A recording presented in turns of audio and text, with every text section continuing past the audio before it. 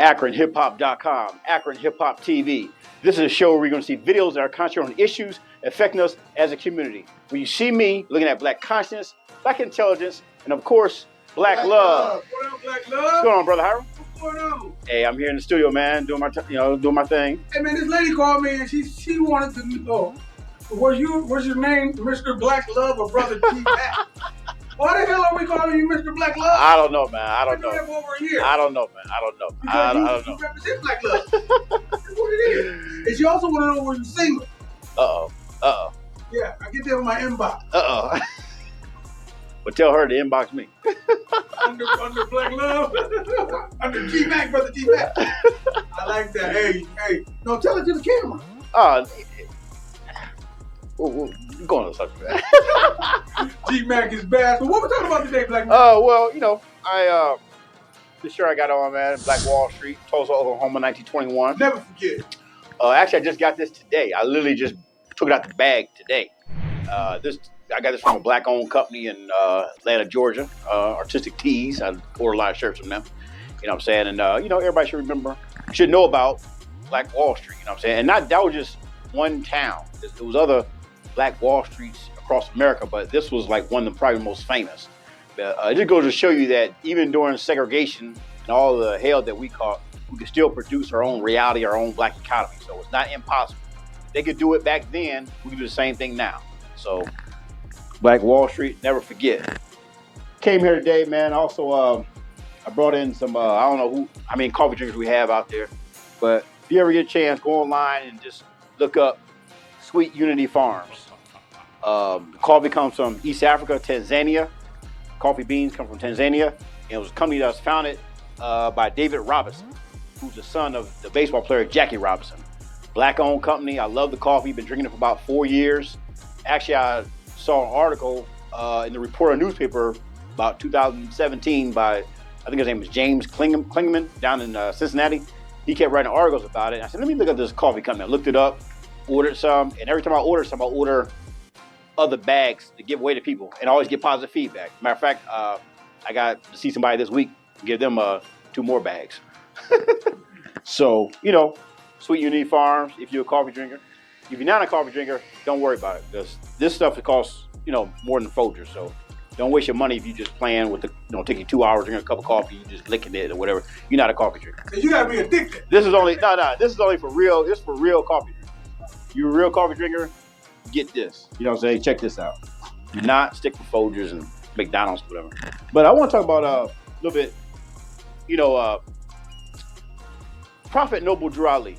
Big up to my man Taharka Bay. And right. He got some good stuff on there. Yeah. The more science temples of America, man. This month, July will mark 92 years since the death of Noble Drew Ali. And just briefly, for people who don't know his history, he was born Timothy Drew in 1886. And he was born in North Carolina. And there's some debate about when he became enlightened, but I guess he was part of the circus or something and did some traveling. And somehow when he got to Egypt, he met somebody there that, and turned the light bulb on. And then he started to have a awakening, I guess you want to call it that. So around 1913, living in Newark, New Jersey at the time, he founded what was called the Moorish Science Temples of America. And they would grow in other major cities like Philadelphia, D.C. They eventually moved from Newark, New Jersey and settled in Chicago. He considered Chicago to be like the second Mecca. You know what I'm saying? And that's interesting too, later on down the line in the 1930s, where, the history of Chicago. But Noble Drew Ali, man, he was one of the first blacks that tried to re-educate us as far as our culture, as far as Islam is concerned, which is our nature and our culture. I'm not talking about an Arab religion. Understand the difference. He just bring it back to our culture. He referred to us as Moors, but also referred to the general black population as Asiatics. You know what I'm saying? He wrote the Holy Quran, Circle 7. Some say it was the last chapters are written by him, and the other part of the book was written by Levi Dowling, the Ohio preacher.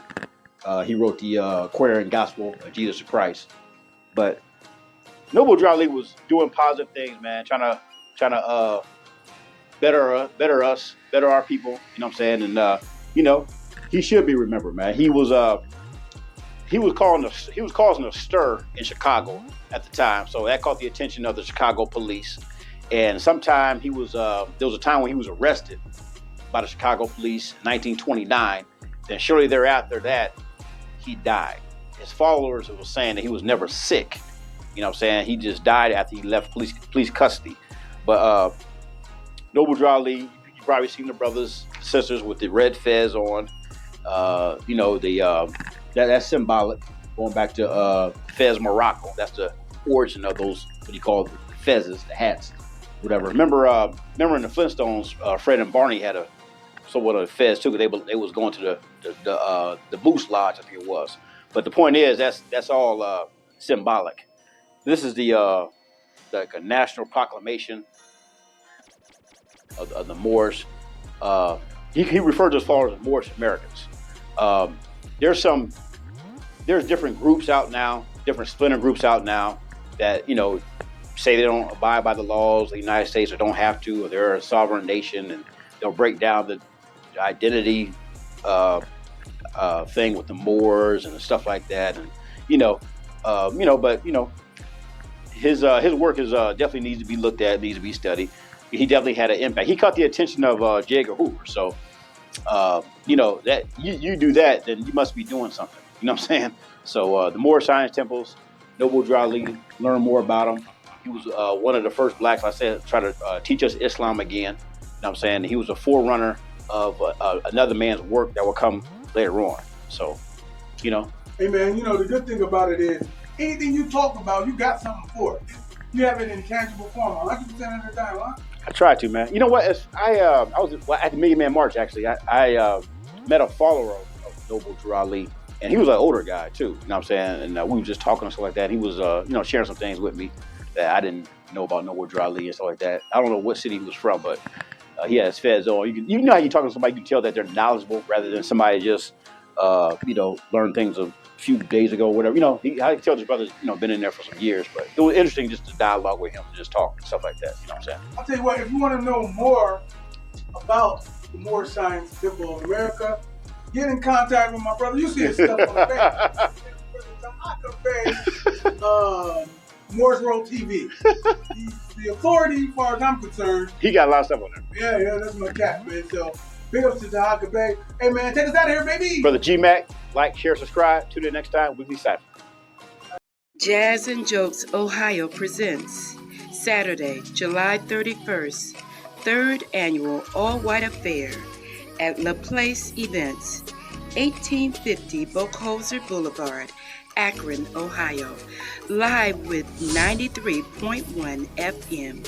Clean comedy featuring national touring comedian Michael Collier. Live jazz, spoken word, Akron's own DJ Be Nice, and our host Chris Harvey. 2 events, 1 ticket. Doors open at 5 p.m. Event starts at 6 p.m. Tickets $50. VIP $100. Eventbrite and Cash App at $Jazz Jokes Ohio.